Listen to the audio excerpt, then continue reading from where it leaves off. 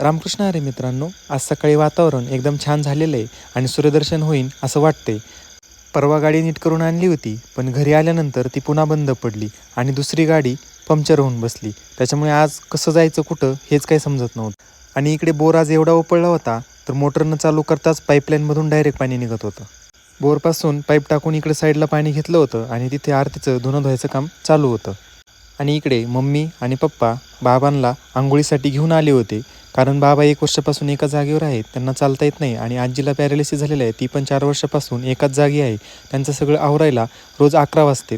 त्यानंतर 11-12 वाजत आले होते आणि मी भावाची गाडी घेऊन कड्याला चाललो होतो. कारण आज फवारा दुरुस्ती करून आणायचा होता, चार्जिंग टिकत नाही म्हणून बॅटरी बदलायची होती. जाताना कांद्याकडे चक्कर मारली, विहिरीकडे चक्कर मारली.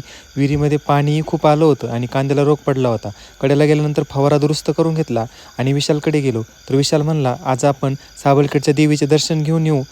आणि आम्ही मंदिरात पोहोचलो, तिथं दर्शन घेतलं आणि थोडा वेळ बसलो. तिथलं वातावरण इतकं निसर्गरम्य होतं आणि शांतताही तेवढीच होती. सगळीकडे हिरवाईने नटलेला परिसर, पाणी आणि शांतता.